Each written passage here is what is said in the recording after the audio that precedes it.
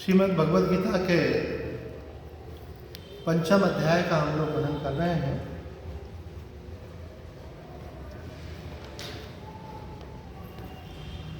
जिसमें 7वें और 8वें श्लोक के अंतर्गत हमने देखा था कि भगवान श्री कृष्ण ज्ञान मार्ग के साधकों के लिए समग्र साधना मानो इस श्लोक के माध्यम से कहते हैं। और श्लोक में भगवान कहते हैं नैव किंचित करोमीति युक्तो मन्येत तत्त्वेति। जो ज्ञानी है उनकी स्थिति का भी वर्णन कर दिया भगवान ने, और जिन मुमुक्षुओं को ज्ञान प्राप्त करना है उनके लिए साधना भी बतला दी। तो ज्ञानी की स्थिति और साधक की साधना क्या बतलाई भगवान ने? पश्यन् श्रवन् स्पर्शन् जिघ्रन् अश्नन् गच्छन् स्वपन् श्वसन् प्रलपन् विसृजन् गृह्णन् उन्मिषन् निमिषन्नपि इन्द्रियाणीन्द्रियार्थेषु वर्तन्ते इति धारयन्।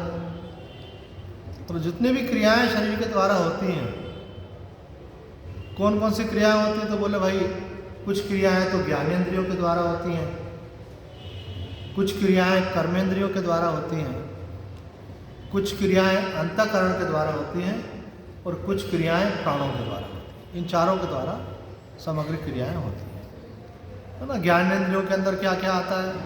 बोले आँख, नाक, कान, जीवा और त्वचा। आँख से देखते हैं, कान से सुनते हैं, नासिका से सूंघते हैं, जीवा से स्वाद लेते हैं और त्वचा इंद्रिय से ठंडा गर्म आदि स्पर्श का अनुभव करते हैं। तो भगवान यहाँ कह रहे हैं कि ये सब इंद्रियां जो हैं अपने अपने अर्थों में वर्तती हैं। मतलब आँख जो है रूप में वर्तन करती है, कान जो है शब्दों में वर्तन करते हैं, जीवा जो है स्वाद में वर्तन करती है, त्वचा जो है कठोर कोमल स्पर्श में वर्तन करती है। तो ये जो इंद्रियां अपने अपने विषयों में वर्तन करती हैं, और आप क्या करते हैं? बोले हम कुछ नहीं करते, नैव किंचित करोगे। तो बोले किसने देखा? तो हमारे अंदर क्या विचार आता है कि मैंने देखा। भगवान कह रहे नहीं, आपने नहीं देखा, आंखों ने देखा। हाँ, बोले आंखें मेरी तो हैं।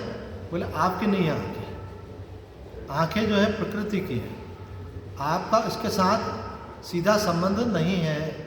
आप तो चैतन्य आत्मा हो, लेकिन भूल से आप शरीर को मेरा मानते हो, इसलिए शरीर के अवयवों को भी अपना मान लेते हो। बोले भाई सुन कौन रहा है? बोले हम सुन रहे हैं। बोले हम नहीं सुन रहे, कान सुन रहा है, कान के माध्यम से मन सुन रहा है। न तो आप कान हो और न मन हो। ये तो प्रकृति के द्वारा बनाई हुई रचना है पूरी, उसी के अंतर्गत शरीर है। तो बोले हम क्या कर रहे हैं फिर? बोले आप इसके प्रकाशक हो, इसके साक्षी हो, इसके जानने वाले हो। आप ये सब नहीं हो, बस यही साधना है। कोई बोले ये बताने से प्रयोजन क्या है? तो बोले यही साधना है कि one should be aware of this that I am not doing anything. एक व्यक्ति को इतनी सजगता रखनी है केवल कि मैं कुछ नहीं कर रहा हूँ, प्रकृति के गुण ही गुणों में वर्त रहे हैं।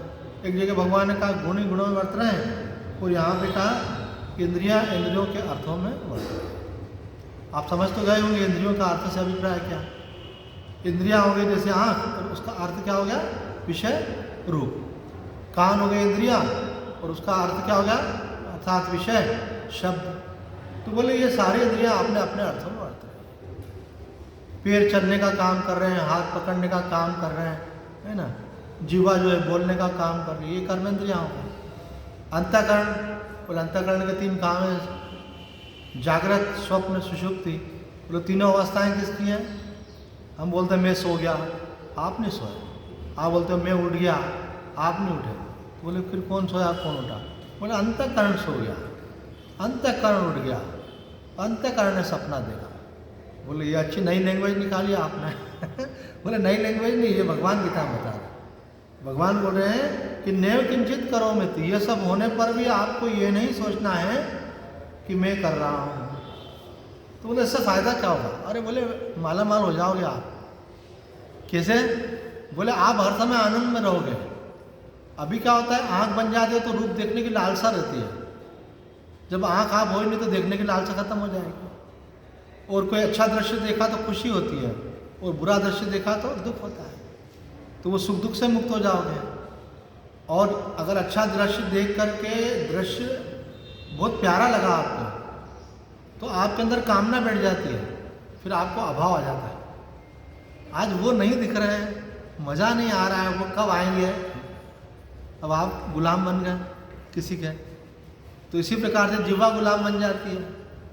आप बोलते हो मैंने खाने का मज़ा लिया, आपने नहीं लिया। ये सुख कौन लेती है? रसना। ये दिखने में थोड़ा सा अलग दिखता है, पर अगर इस पर विचार करेंगे तो आपको बहुत गहरी इसमें से अर्थ निकल के आएंगे कि मनुष्य का दिन जो है वो कटता नहीं है जब तक कि वो कुछ बढ़िया खाए पिए नहीं। वो बोलता आज कुछ खाने पीने में मज़ा नहीं आया, खाना खा ले तो भी अगर उसको कुछ स्वादिष्ट नहीं मिले तो फिर उसका अनुसंधान करता है कि ऐसा कुछ हो जाए।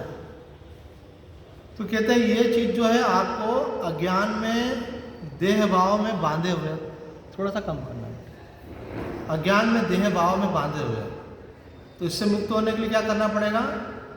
बोले कि आपको इस अज्ञान से मुक्त होना होगा कि मैंने स्वाद लिया,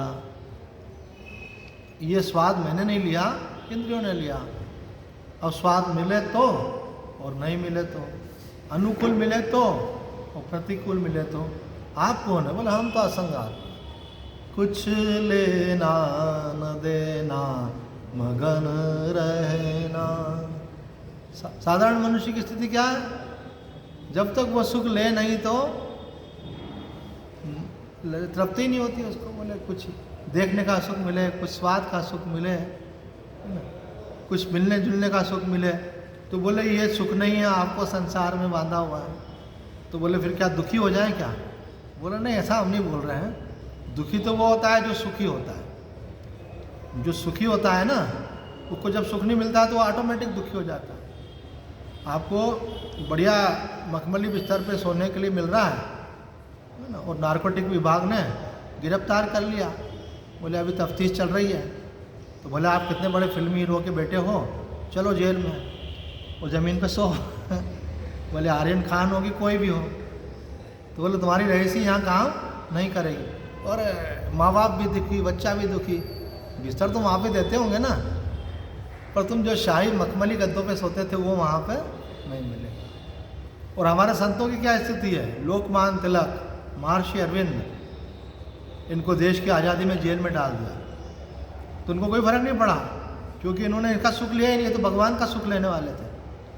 तो जेल में बैठे बैठे उन्होंने भगवत गीता की पूरी टीका लिख डाली, लोकमान्य तिलक ने। पुस्तक का नाम रखा कर्म रहस्य, गीता जी के 700 श्लोकों की व्याख्या। ऐसा क्योंकि ये इंद्रियों के गुलाम नहीं है, ये स्वामी है। स्वामी वो होता है जो जानता है कि मैं इंद्रिय नहीं हूँ, मैं इंद्रियों का साक्षी हूँ, मैं मालिक हूँ। ऐसा।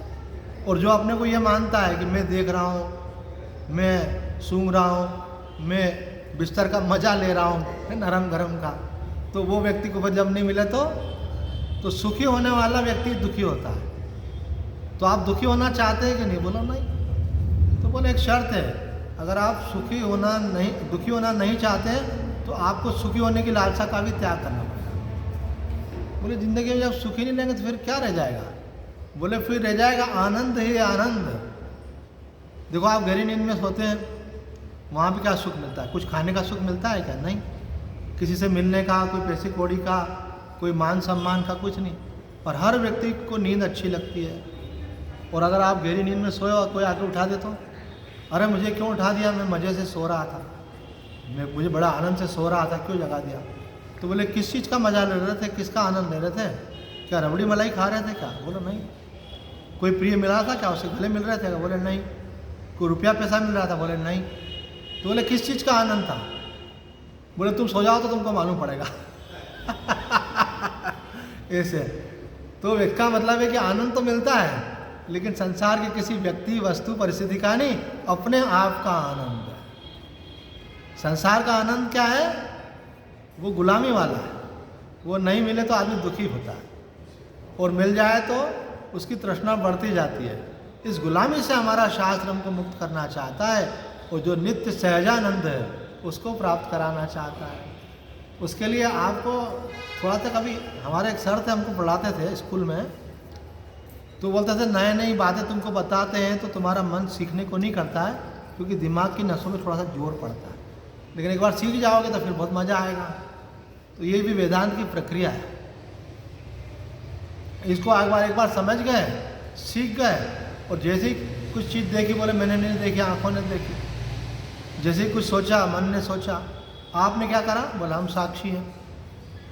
तो ऐसा आपने थोड़ा सा अपने मन में एक गहरी समझ बना ली, तो कर्म होते रहेंगे और आप निर्लिप्त बने रहेंगे। वास्तव में आप निर्लिप्त ही हो, भूल से अपने को लिप्त कर लिया। आपका इनके साथ संबंध है नहीं, हो सकता नहीं, क्योंकि ये सब प्रकृति है और आप पुरुष हो, ये सब जड़ है और आप चैतन्य हो। ये उत्पन्न होने वाले और नष्ट होने वाले हैं और आप सदा रहने वाले हो, पर सदा रहने वाले को भूल गए, और जो उत्पन्न होकर नष्ट होने वाला है वह अपने को मान लिया। वो मान लिया तो फिर मरने का दुख तो होगा ही सही, बीमारी का भी होगा, बुढ़ापे का भी होगा, प्रतिकूलता का भी होगा, जिन संबंधों में आसक्ति उनका भी होगा। दुखी तो होना नहीं चाहते हो, पर काम तो दुखी वाले कर रहे हो। कौन से? अपने को शरीर मान के बैठे। महाराज जी कहते हैं कि अज्ञानी व्यक्ति दुखी होने के लिए अभिशप्त है। अभिशाप समझते हो ना, श्राप दे दिया जाता है। तो बोले कि आप अज्ञान में रहोगे तो आपको दुख तो भोगना ही पड़ेगा। बोले आप दुखी नहीं होना चाहते, अज्ञान को छोड़ दो। बोले क्या अज्ञान है? बोले जरा सा तो अज्ञान है ये, और इस अज्ञान के द्वारा ही सारे पाप भी होते हैं। अज्ञान ये है कि मैं देह हूँ, बाकी छोटे मोटे पाप जो हो जाते हैं, बोले वो तो उनका तो निवारण हो जाता है। सबसे बड़ा पाप तो हमने ये किया कि अपने को शरीर मान रहे। इसलिए अखंडानंद जी महाराज कहते थे, चित्रकूट वाले महाराज जी, कि मैं देह हूँ, मैं देह हूँ, सबसे बड़ा यह पाप है। मैं देह हूँ, मैं शरीर हूँ, मैं देह हूँ, मैं देह हूँ, सबसे बड़ा यह पाप है, और सब पाप इसके पुत्र हैं, और सब पाप का यह बाप है। ऐसे अगर आप अपने को शरीर मानोगे तो शरीर के सुख की लालसा में फिर आदमी क्या नहीं करता है। सुख अगर इजीली अवेलेबल हो जाए तो ठीक है, नहीं मिले तो आउट ऑफ वे जाके भी करता है। और अगर तृष्णा बढ़ जाए तो जो मिल रहा है उसमें संतुष्ट नहीं होता है, जो अपने अधिकार का नहीं है वो भी पाना चाहता है। तो सारे पाप की जड़ तो ये देह भाव ही है, यही अज्ञान है। उसी को भगवान यहाँ पे हटा रहे हैं ज्ञान के द्वारा। तो ज्ञान की साधना कुछ नहीं है, केवल आपको इस बात की समझ रखनी है कि नैव किंचित करोमि थी, कि मैं कुछ नहीं कर रहा हूँ, सब हो रहा है। संसार में जो कुछ भी हो रहा है उसको आप अपने पे आरोपित मत करो, बस आप तटस्थ होकर के देखो। और आप देखो कि वास्तव में आप तटस्थ होकर के देख ही रहे हो, क्योंकि मन तो बदलता रहता है, लेकिन आप बदलते नहीं हो। बदलने वाले मन को आप जानते हो, इसका मतलब मन नहीं हो। तो सुख जो लिया मन ने वो आप कहाँ हो? वो तो अभी है और अभी चला जाएगा।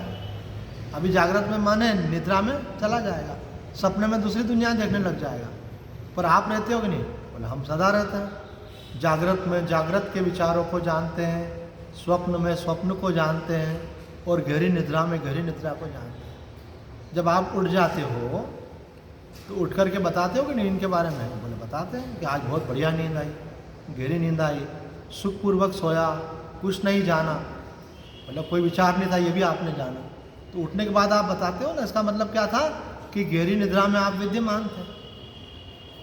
और अगर आपको सपना आया, सपने में आपने कुछ देखा, तो उठने के बाद क्या बोलते हो? आज मेरी माताजी का मैंने सपना देखा, सपने में माताजी आई थी हमारी। उठने के बाद आप बोलते हो, इसका मतलब क्या? सपने में आप साक्षी रूप से वहाँ विद्यमान थे, जागने के बाद में आप बताते हो। जागृत में जो होता है वो तो आप बताते ही हो कि कल मेरे साथ ऐसा हुआ, आज सुबह ऐसा हुआ। इसलिए आप सदा रहते हो।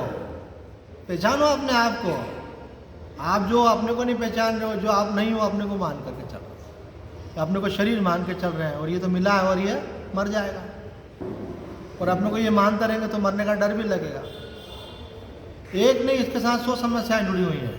बहुशाखा अनंताश्च, बोले एक होता है तना, उसमें से कई शाखाएं निकलती, शाखा में से फिर शाखा निकलती। अब आपकी एक शाखा निकल गई, आपकी शादी हो गई, मेरी बेटी हो गई है, अपनी बेटी हो गई आप, अब बेटी का सुख दुख आपको व्यापेगा। अब शाखा में से एक और शाखा निकली, बेटी की शादी हो गई तो जमाई भी हो गया आपकी एक शाखा। अब जमाई को जुकाम हो तो भी आपका मन खराब होता है। देखना भाई आजकल खांसी जुकाम होने की मना है, क्योंकि कोरोना भी हो सकता है। अब पहले बेटी का ही दुख व्यापता था, अब जमाई का भी माफ नहीं रखता। उसमें से एक और शाखा निकली, बेटी को बेटा बेटी हो गया। अब उनको कुछ हो तो वो भी आपको प्रभावित करेगा। कितना आदमी दुखी होने के लिए अपनी पूरी तैयारी कर रखी है, मकड़ जाल बना रखा। बोले निकलो इसके बाहर, बोला हम निकलना चाहते हैं, निकाल दो। बोले मैं क्या, भगवान श्री कृष्ण हाथ पकड़ के निकाल रहे हैं, आप आ जाओ बाहर। बोले आप पक्का कर लो कि शरीर मैं नहीं हूँ, शरीर मेरा नहीं है। मैं नहीं, मेरा नहीं, यह तन किसी का है दिया। ये शरीर हम नहीं है और हमारा नहीं है। देने वाले ने दिया, वह भी दिया किस शान से, और लेने वाला कह उठा यह मेरा है अभिमान से। ये अभिमान है, सबसे बेसिक अभिमान ये है, सबसे मूल अभिमान ये है। ये अभिमान होने के बाद दूसरा अभिमान होता है। जब पहले आप ये मानते हो कि शरीर मैं हूँ, फिर अभिमान करते हो कि मैंने मकान बनाया, मैंने धन कमाया, मैंने सुख सुविधाएं ली, मैंने डिग्री प्राप्त की, मैं डॉक्टर हूँ, इंजीनियर हूँ, फलाना हूँ, ढिकाना हूँ। अब आपसे कोई बड़ा मिल गया तो आप छोटे हो जाते हैं। छोटा होने के लिए कुछ करना नहीं पड़ता है। आपसे थोड़ा बड़ा मिल जाए तो आपको वैसे ही छोटा कर देता। आपकी डिग्री से ज़्यादा वाला मिल जाए, आपसे अधिक पैसे वाला मिल जाए, आपसे अधिक पद वाला मिल जाए, आपसे अधिक ज्ञान वाला मिल जाए, बल वाला मिल जाए, तो आप छोटे हो जाते हो। अब छोटे होने से दुखी होते हो। बोले जो बड़े होने से सुखी हुआ, छोटे होने से दुखी होगा। जो संयोग से सुखी हुआ तो वियोग से दुखी होगा। तो आप समझो तो सही, आप दुखी होते क्यों? अपने ही एक भूल के कारण होते हो। बहुत सारी भूलों को एक में कन्वर्ट कर रहे हैं ताकि आप इजीली दुखों से बाहर हो जाएं, आसानी से हो जाए। भगवान चाहते हैं आसानी से दुखों से मुक्त हो जाओ। तो भगवान कहते हैं कि ज्ञानी की स्थिति क्या है और साधक की साधना क्या है। नैव किंचित करोमीति युक्तो मन्येत तत्त्ववित्। ये 8वें श्लोक की पहली लाइन है 5वें अध्याय में। बिल्कुल उसको गहरा मंत्र समझ लो। बाकी मंत्र तो समय आने पर फल देते हैं और ज्ञान तत्काल फल देता है। एक पुजारी जी महाराज है, विश्वात्मानंद जी महाराज भी कहते हैं उनको, महामंडलेश्वर जी। तो कई लोग उनके पास जाएं तो उन्होंने कई लोगों की शराब छुड़ा दी। तो एक माता जी को मालूम पड़ा तो बोले मेरा लड़का और मेरा पति भी पीता स्वामी, तो इनकी भी छुड़वा दो आप, स्वामी जी से आप परिचित हो। तो मैंने स्वामी जी से पूछा कि कोई माता जी बोल रहे थे मेरा बेटा और पति शराब पीता है, तो कोई मंत्र हो तो आप देते हो तो मुझे बता देना। माता जी बोल रही थी तो वो जपेगी तो उनके पति का और छूट जाएगा बेटे का। और अगर आप बोले कि कोई तपस्या करनी है, दान करना है, तो वो भी मैं करने को तैयार हूँ, थोड़ा घर हमारा सुधर जाए ऐसे। तो स्वामी जी ने कहा न तो हम मंत्र बताते हैं कोई और न तपस्या बताते हैं, हम तो ज्ञान देते हैं। वो अपने पति और बेटे को लेके आए, उनको समझाएंगे। स्वामी जी की तपस्या का प्रभाव, वाणी का तेज कि सामने वाले के मन में बात बैठ जाती थी। बहुत लोगों ने छोड़ दिया ऐसे। मेरे देखते हुए मैंने देखा एक व्यक्ति बहुत सालों से पीते थे, उनका भी उन्होंने एक बार में छोड़ा दिया। अब दोबारा शुरू कर दिया हो तो मालूम नहीं, पर उस समय जो छुड़ा देते थे। तो क्या हुआ, ज्ञान से तत्काल समाधान होता है, बाकी चीज़ों से समय आने पर समाधान। भगवान बोल रहे हैं कि आप तत्काल सुखी हो सकते हो क्योंकि आप सुख स्वरूप हो। और परमानेंट वाले सुख, टेम्परेरी वाले नहीं कि थोड़ी देर के लिए कुछ मज़ा आ गया, रुपया मिला, मान सम्मान मिला तो थोड़ी देर का, फिर वापस अभाव। ना कोई व्यक्ति को रुपया आया, बहुत खुश हो रहा है, और उनने रखा और वो चोरी हो गया तो जैसे खुश हो रहा था ऐसे दुखी हो जाएगा। ये संसार ऐसा ही है। दुखों से मुक्त होने का उपाय आप समझें, और वो उपाय क्या है, एक कि आज से निश्चय कर लें जो भगवान श्री कृष्ण कह रहे हैं, नैव किंचित करोमीति युक्तो मन्येत तत्त्ववित्। बोले तत्व को जानने वाला समझ जाता है कि मैं कुछ नहीं करता हूँ। अब मैं कुछ नहीं करता हूँ, इसका इक्वली आप देखेंगे सामने दूसरा क्या जाए कि मैं कुछ नहीं भोगता हूँ। जो करता है वही भोगता है ना। मेहनत एक करे, कमाई दूसरे की थोड़ी होगी। गाली एक दे तो ठुकाई दूसरे की थोड़ी होगी, उसी की होगी। तो अच्छे कर्म करेगा तो सुख किसको, उसी को मिलेगा, और गलत करेगा तो दुख भी उसी को मिलेगा। तो जब आप करता ही नहीं हो तो सुख दुख से, पुण्य पाप से अच्छे बुरे से सबसे मुक्त हो गए। फिर कौन किस में स्थिति हो जाएगी आपकी? नित्यानंद में, सहजानंद में, असंगानंद में, आप अखंडानंद हो जाएंगे। क्यों? क्योंकि आनंद जो संसार वाला होता है वो कभी मिलता है, कभी नहीं मिलता, और आत्मानंद वाला जो आनंद है वो अखंड है। ये महात्माओं का नाम का अनुसंधान करना चाहिए, नाम ऐसा क्यों रखते हैं? फिर आपको जो आनंद मिलेगा, जो अखंड आनंद है वो ब्रह्म का आनंद है, फिर आप हो जाओगे ब्रह्मानंद। हमारे महाराज श्री बैठे हुए हैं, इनका नाम ब्रह्मानंद जी है, क्योंकि ये विषयानंद नहीं लेते हैं, ये ब्रह्म के आनंद में रहते हैं। तो वो ब्रह्म का आनंद तब मिलेगा जब आप संसार के विषयों से असंग होंगे। आप पहले असंग आनंद होंगे, तब आप ब्रह्मानंद होंगे, आत्मानंद होंगे, परमानंद हो जाएगा। आपका आनंद कैसा हो जाएगा? परम। परमानंद आपको होना है कि नहीं? बोले नहीं, मैं तो एक घर की महिला हूँ, मैं परमानंद कैसे हो सकती हूँ? महिला तो शरीर है, आप थोड़ी हो। आप अपने को शरीर से अलग करो, चैतन्य रूप में आओ। तो भगवान कह रहे हैं नैव किंचित करो में ते युक्तो मन्येत तत्वविद। तत्वविद जो है वो हमेशा आनंद में रहता है। एक महात्मा ने आश्रम बनाया, आश्रम बनाया तो गुरुजी को बुलाया, महाराज जी उद्घाटन आपके द्वारा हो। बोले ठीक है बेटा, आएंगे। आए, बोले महाराज जी कुछ उपदेश हो जाए आपका। तो बोले उपदेश सबसे पहले तुमको ही देंगे, हम पब्लिक को बाद में देंगे। बोले बता, आज से इस स्थान को अपना आश्रम मत समझना। आश्रम के उद्घाटन के लिए बुलाया, और क्या बोलते हैं? आज से इस स्थान को अपना आश्रम मत समझना, तुम्हारा आश्रम तुम्हारी आत्मा है। तुम आश्रम, इस आश्रम में मत रहो, आत्मा में रहो। आदि शंकराचार्य जी महाराज ने विवेक चूड़ामणि और अपरोक्षानुभूति ग्रंथ में व्याख्या की है कि आसन किसको बोलते हैं। बोले अज्ञानी तो पद्मासन और सिद्धासन लगाता है, लेकिन जो ज्ञानी होता है वो अपने आत्मा में ही स्थित रहता है। असली आसन क्या है? अपने आप में स्थित रहो।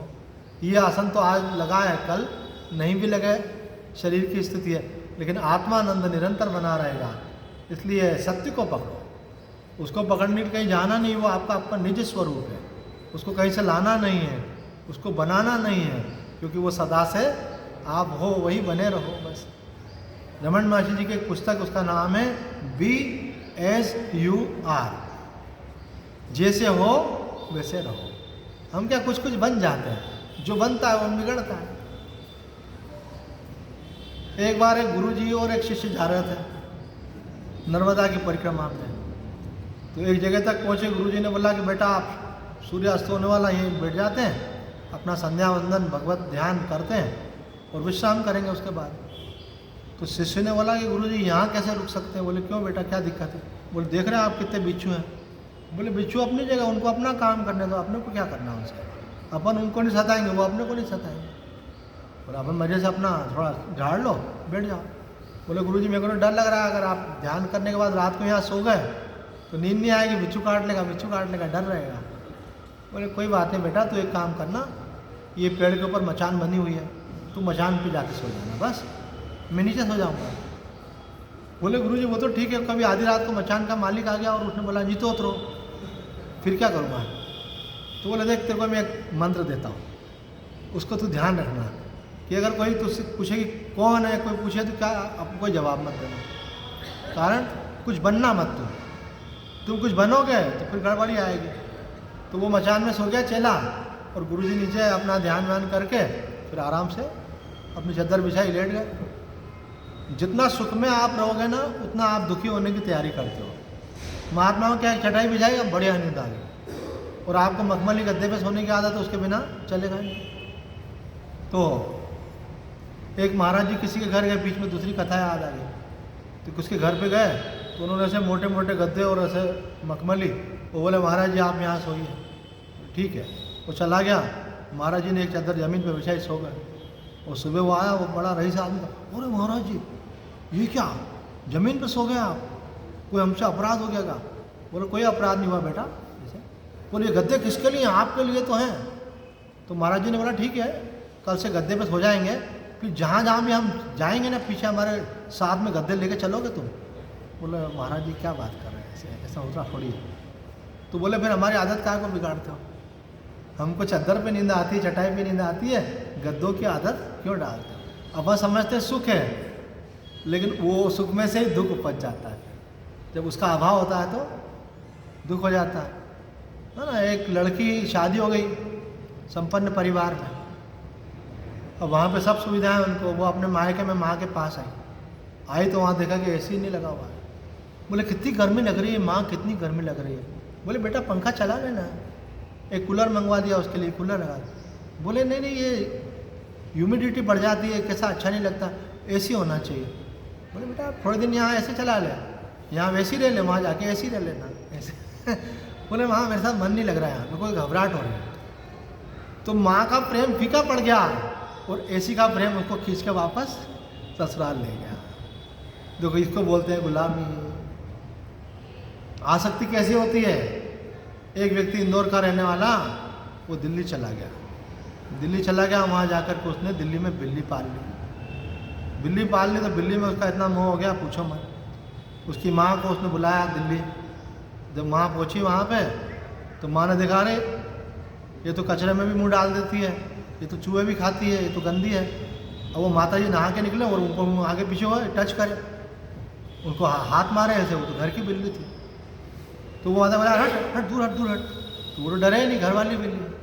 उन्होंने लड़के को बोला ये मेरा सब धर्म ध्यान बिगाड़ देगी, अपवित्र कर देती है ना, मेरे को नहीं चलेगा इसके साथ में, मेरे को तो टिकट करा हो जाऊँगी। बोले मम्मी आप धीरे धीरे सब ठीक हो जाएगा, आप रुको से। बोले नहीं, यहाँ तो बिल्ली किसी को देखा, और वो को ना बोलना आता है, कुछ निरीह प्राणी है, इस पर दया करो। बोले तो तेरे को दया करनी तो कहीं दूसरी जगह देख आ। तो उन्होंने बोला नहीं दूसरी जगह तो नहीं देख आऊँगा। तो बोले मेरी टिकट करा। और वो आपस में बातचीत, तो बोले मम्मी तो मान नहीं रही है, चलो इनको टिकट करा के जरूर। माँ उससे पूछती थी कि बेटा कब आऊँ, तो बोलता आज ही आ जाओ। तो बोलता था बिल्ली का क्या हुआ, तो बोले बिल्ली तो है, बोले फिर नहीं आऊँगी। तो चल सत्य घटना बता रहे हैं, वो बिल्ली के चक्कर में उसकी माँ को बुला नहीं पाया, आखिर उसकी माँ मर गई। ऐसा इसको बोलते हैं संसार की आसक्ति, कि आप अपना कर्तव्य भूल जाते हो, फिर आपको बाद में प्रायश्चित हो, आप सिर फोड़ो चाहे आंखें झरझर आंसू बहाओ, उससे कुछ नहीं होता। इसलिए संसार में आसक्ति नहीं करना चाहिए। एक बिल्ली की बात में एक और बात याद है कि एक गुरुजी ने शिष्य को भी बोला था ऐसा। बिल्ली का ही प्रसंग निकला है ना, बिल्ली से बिल्ली याद आ गई। तो गुरुजी ने शिष्य को बोला कि बेटा हम तो जा रहे हैं परिक्रमा पे, और तुम यहाँ मज़े से रहो, पर बिल्ली मत पालना। तो शिष्य ने बोला गुरुजी क्या बात कर रहे हो, बिल्ली का को पालूंगा? बस बेटा गुरुजी की शिक्षा है, दे दी हमने। तो गुरुजी चले गए। बोले गुरुजी की उम्र अब 70-80 साल की हो गई, थोड़ा 60 आगे होंगे, है ना। अब साधु को कहना चाहिए भजन करो, ये करो, बोले बिल्ली मत पालना। तो बिल्ली का को बोल रहे हैं, पर समझा नहीं वो। गुरुजी चले गए, उसके बाद में फिर वो उस कुटिया बना करके रहने लगा वहाँ पे। तो वो महात्मा रहे, तो वो अपने नहाया धोया, अपना जो पुराना वाला कोपिन है धोने के बाद वो डाल दिया तो चूहे आकर के उस कोपिन को कुतर जाए। तो कुछ गांव वाले आते थे, तो उनको बोला बेटा ये कोपिन तो कुतर गया है, कोई दूसरा ला दोगे? तो फिर वो लेकर के आ गए। 2-4 दिन में वो भी कुतर गया। तो आए दिन उनका कोपिन कोई कुतर जाए। तो बोले अब बेटा नंगे रहना तो अच्छा नहीं लगता, बस थोड़ा ढका हुआ रहे और ठीक लगता है कोपिन। बोले महाराज जी रोज़ रोज़ कब तक कोपिन लेके आएंगे आपके लिए, कुछ इसकी व्यवस्था करो।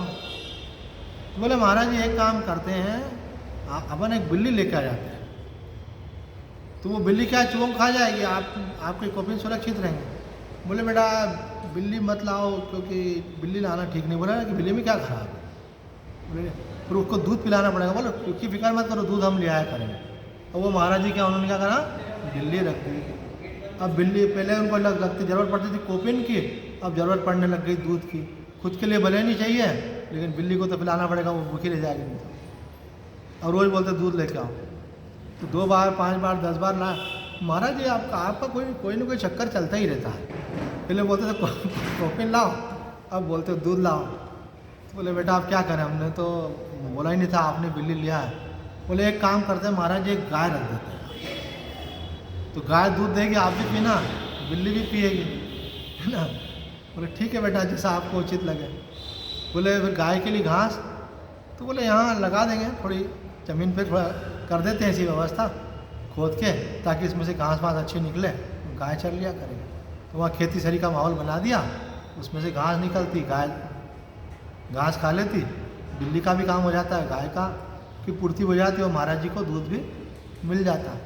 तो अब क्या हो गया कि वो खेती धीरे धीरे बढ़ने लगी, खाने के लिए केवल दूध से तो काम चलता नहीं है। तो बोले महाराज जी अब खेती हो ही रही है, थोड़ा ये भी लगा लेते, थोड़ा वो भी लगा लेते हैं। तो खाने पीने की चीज़ें लगाने लगे, विस्तार हो गया। महाराज जी बोले अभी दिन भर ये करूँगा, मैं भजन करूँगा हैं। तो बोले महाराज जी ऐसा करते हैं, एक भाई आप क्या रख देते हैं, वो आपकी सेवा करेगी, खाना भी बना दिया करेगी, खेती का भी ध्यान रखेगी। बोले बेटा काय को प्रपंच बढ़ा रहे हो। बोला नहीं महाराज जी अब जरूरी है ना, वो अपना काम करते रहेगी, आप भजन करते रहना।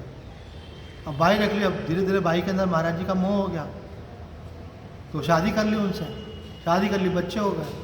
तो उनका नाम था विरक्त शिरोमणि। तो एक बार कुछ साल निकल गए तो गुरु महाराज उधर से निकले। तो बोले विरक्त शिरोमणि कहाँ रहते? बोले उन्हीं के बच्चे तो घूम रहे हैं।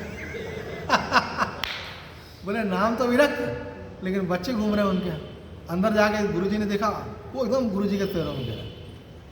गुरुजी ने क्यों रे बेटे, तेरे को समझाया था एक बात, वो भी याद नहीं रखी। बोले कौन सी? तेरे को बोला था ना बिल्ली मत पालना। ये सांकेतिक है कि आप किसी प्रपंच में पड़े तो फंसते चले जाओगे, इसलिए पहले कदम पर ही सावधान हो जाओ। कई महात्माओं के गुरुजी का स्थान बहुत बड़ा होता है, हजारों करोड़ रुपए का खर्चा वहाँ हो रहा है, भंडारे चल रहे हैं, 400-400 लोग रोज भोजन कर रहे हैं, लेकिन वो महात्मा जी विरक्त होकर के घूमते हैं। कभी कभी थोड़ा शारीरिक क्लेश होता है, बोले कोई बात नहीं। क्यों? बोले हमसे ये सब नहीं होता, हमको भगवान का भजन करना है, हम तो भगवान का भजन करने के लिए साधु बने थे, इस मोह माया में नहीं पड़ेंगे। लेकिन आप लोगों को बुरा मत मानना, सर्वसाधारण को कौन सा वाला महात्मा बड़ा लगता है? जिसका आश्रम बड़ा हो, जिसकी गाड़ी बड़ी हो, जिसके पास संपत्ति ज़्यादा हो, तो क्या बोलते हैं ये बड़े महात्मा हैं। और जो महात्मा कुटिया में रहे, विरक्त रहे, हमारे ब्रह्मानंद जी जैसा महाराज विचरण करता रहे, तो अरे बोले ठीक है, तो चलते फिरते महात्मा। और बोले ये महामंडलेश्वर है, इनकी बहुत बड़ी गाड़ी है, बहुत बड़ा आश्रम है। तो ये हमारी गलती है, हम असली को पहचानने भूल जाते हैं। महात्मा की शोभा आश्रम और संपत्ति से नहीं होती है, महात्मा की शोभा उसके त्याग और तपस्या से होती है, उनके ज्ञान और भक्ति से होती है। ये उनकी महिमा है, ये उनके श्रृंगार हैं। हम लोग क्या है, खुद माया में पड़े तो मायावी को ढूंढ लेते हैं, फिर वो हमसे अपेक्षाएं करते हैं, भाई हमारे आश्रम में ये करो वो करो। फिर बोलते हैं अरे महाराज जी आप तो खुद माया को त्याग के बैठे हो और फिर माया की मांग करते हो, पर आपको पसंद भी तो मायावी आते हैं। त्यागी तपस्वी आना चाहिए ना, हाँ भाई तपस्वी महात्मा है, ये त्यागी हैं और ये ज्ञानी हैं, ये भक्त हैं, ये किसी की मोह माया में नहीं पड़ते। कबीर साहब जी के पास कितना पैसा था, आज कबीर साहब जी को सब संत याद करते हैं। कबीर साहब जी की स्थिति ये थी कि उनकी लड़की बीमार हो गई, तो कबीर साहब जी की पत्नी ने बोला कि सूद ज़्यादा काटो ताकि कमाली का इलाज हो सके। लेकिन वो थोड़ा सूद काटते थे, घर के खाने पीने की व्यवस्था हुई, उसके बाद उनकी सुर्ती चढ़ती और हाथ से वो बंद, संगत इकट्ठी हो जाती और भजन शुरू। जो बंद दोहे पड़ते हैं उनके, वो सब उनके अंदर से निकलते थे ऐसे। आखिर कमाली की मृत्यु हो गई, इलाज ठीक से नहीं हो पाया, लेकिन वो अपनी मस्ती को छोड़ नहीं पाया, क्योंकि उनको तो ऐसा रस आ चुका था भगवान में। दुनिया तो उनकी पहले ही छूट चुकी थी, बस बाहर बाहर से दिखती थी। तो महापुरुषों की ऐसी स्थिति होती है। एक महिला अपने लड़के के लिए, अपनी लड़की के लिए लड़का देखने के लिए गई, तो लड़का किसी कपड़े की दुकान में बैठा हुआ था। तो उसके यहाँ कोई साधु आया तो उन्होंने कपड़ा फाड़ा, बोले महाराज जी ले जाओ आप तो पहनो। बोले बेटा ये तो महंगा है, इतना क्यों दे रहे? बोले आप तो कोई गरीब आया उसको भी दे दिया। तो जो लड़के की माँ गई, बोले ये इससे लड़की की शादी नहीं करूँगी। क्यों? बोले ये तो खुद ही महात्मा है, ये मेरी लड़की का क्या पालन करेगा। तो जो साधु स्वभाव का व्यक्ति होता है ना, गुरु नानक जी देव जी कैसे थे, पिताजी ने रुपये दिए, भैया सौदा लेके आ। तो सौदा लेने गए, बाहर बहुत सारे साधु मिल गए, तो बोला सबसे सच्चा सौदा तो यही है, इनको खिलाओ पिलाओ ऐसे। तो महात्माओं की रीत कुछ अलग होती है, लेकिन उनके पास कभी कमी नहीं होती है, उनके भंडार भरपूर रहते हैं। क्यों? क्योंकि वो भगवान से जुड़ जाते हैं। तो भगवान करें, सूत्र समझ लो, नैव किंचित करोमिति, आज से ऐसा नियम बना लो अपने कि हम इस बात का निश्चय रखेंगे कि शरीर के द्वारा होने वाले किसी कर्म को अपने पे आरोपित नहीं करेंगे। और शरीर के साथ कुछ भी होगा तो हम ये नहीं सोचेंगे कि मेरे साथ हो रहा है। फिर आप अपने बारे में क्या सोचेंगे? बोले मैं इनसे असंग निर्लिप सच्चिदानंद स्वरूप आत्मा हूँ। आज इतना ही। आइए प्रेम से भगवान का नाम लें। श्रीमन नारायण नारायण नारायण। बेटा किताब दे दो सब। श्रीमन्नारायण नारायण नारायण।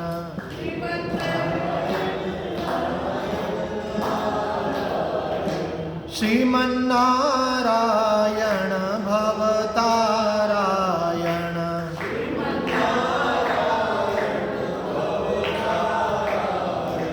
श्रीमन्नारायण भवतारायण।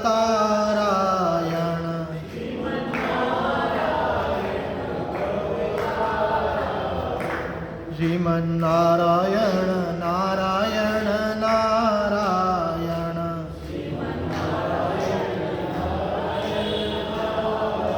सच्चिदानंद भगवान की।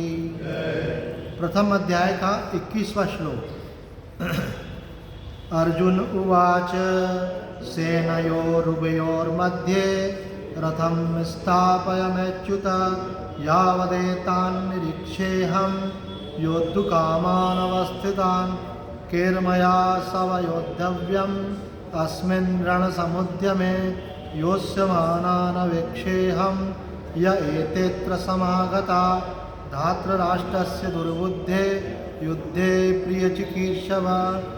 एव संजय उवाच एवमुक्तो ऋषिकेशो गुडाकेशेन भारत सेनयोरुभयोर्मध्ये स्थापयित्वा रथोत्तमं भीष्मद्रोणप्रमुखतः सर्वेषां च महीक्षितान् उवाच पार्थ पश्यैतान् समवेतान् कुरूनिति तत्रापश्य स्थितान् पार्थ पितॄनत्पितामहान् आचार्यान् मातुलान् भ्रातॄन् पुत्रान् पौत्रान् सखींस्तथा श्वशुरान् सुहृदश्चैव सेनयोरुभयोरपि तान् समीक्ष स कौन्तेय सर्वान् बन्धूनवस्थितान् कृपया पर्याविष्टो विषीदन्निदमब्रवीत्।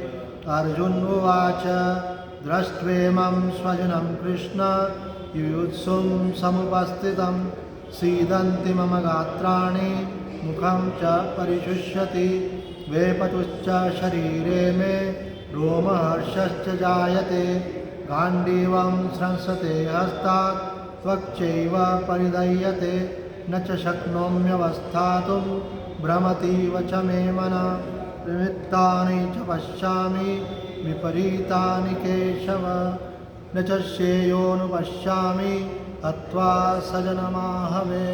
हरि ओम तत्सत्। श्री गुरुभ्यो नमः।